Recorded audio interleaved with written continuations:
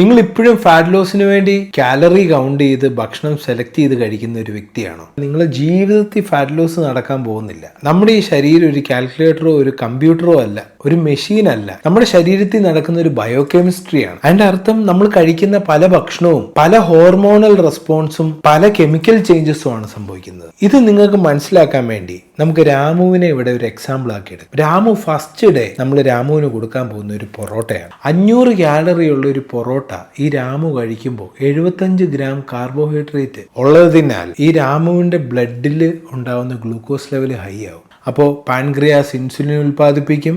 ഈ രാമു ഒരു fat burning മോഡിൽ നിന്ന് നേരെ ഫാറ്റ് സ്റ്റോറിംഗ് മോഡിലേക്ക് മാറും. ഇൻസുലിൻ എന്ന് പറയുന്ന ഒരു ഫാറ്റ് സ്റ്റോറിംഗ് ഹോർമോണാണ്. അതുമാത്രമല്ല, ഏകദേശം 2 മണിക്കൂർ കഴിയുമ്പോൾ ഈ രാമു വീണ്ടും വിശക്കും. യഥാർത്ഥത്തിൽ ഈ രാമു ഒരു ഷുഗർ ലൂപ്പിലാണ്. എല്ലാ 2-3 മണിക്കൂർ കഴിയുമ്പോഴും രാമുവിന് ഭക്ഷണം കൊടുത്തോണ്ടേയിരിക്കണം. അതിന്റെ മെയിൻ റീസൺ എന്ന് വെച്ചാൽ പൊറോട്ടയ്ക്കകത്ത് ന്യൂട്രീഷനോ പ്രോട്ടീനോ വൈറ്റമിൻസോ മിനറൽസോ ഒന്നുമില്ല. നമ്മുടെ ശരീരത്തിന് ആവശ്യമില്ലാത്ത ഒരു ഭക്ഷണം ഇട്ടുകൊടുക്കുമ്പോൾ നമ്മുടെ തലച്ചോറിൽ ഉണ്ടാകുന്ന റെസ്പോൺസ് എന്ന് പറയുന്നത് തൃപ്തിയില്ലായ്മ അല്ലെങ്കിൽ വീണ്ടും വിശക്കുക. ഇതിന്റെ റീസൺ എന്ന് വെച്ചാൽ നമ്മൾ തെറ്റായ ഭക്ഷണം രാമുവിന് കൊടുത്തിരിക്കുകയാണ്, കാലോറി മാത്രം നോക്കി. ഇനി ഈ രാമു 2ാമത്തെ ദിവസം കഴിക്കാൻ പോകുന്നത് ഒരു 500 കാലറിയുടെ ഒരു ബീഫ് സ്റ്റീക്കാണ്. ഈ ബീഫ് സ്റ്റീക്കിനകത്ത് 0 ഷുഗർ ആണ്.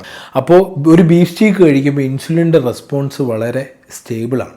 ഈ രാമു ഇപ്പോഴും ഒരു ഫാറ്റ് ബേണിംഗ് മോഡിൽ തന്നെയാണ് കണ്ടിന്യൂ ചെയ്യുന്നത്. എന്നാൽ അതേസമയം 45 to 55 ഗ്രാംസ് ഓഫ് പ്രോട്ടീൻ ഈ രാമുവിൽ കിട്ടുകയാണ് മസിൽ റിപ്പയർ ചെയ്യാൻ, മെറ്റാബോളിസം ഹൈ ആക്കി നിർത്താൻ വേണ്ടി. ആ ബീഫ് സ്റ്റീക്കിനകത്തുള്ള എല്ലാ B vitamins, minerals, vitamins, micro nutrients ഇതെല്ലാം തലച്ചോറിൽ സിഗ്നൽ ചെയ്യാണ് സാറ്റിറ്റി അല്ലെങ്കിൽ തൃപ്തി. ഇപ്പൊ ഇദ്ദേഹം 2 മണിക്കൂർ കഴിയുമ്പോൾ വീണ്ടും വിശക്കുന്നില്ല.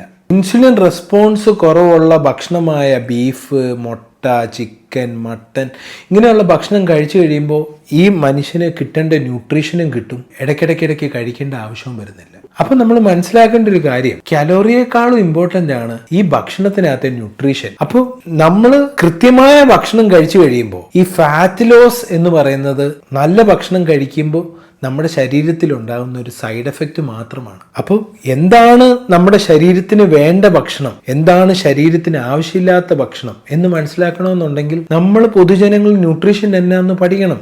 അപ്പോൾ ഒരുമിച്ച് പഠിക്കാം, ഒരുമിച്ച് വളരാം. ബൈ.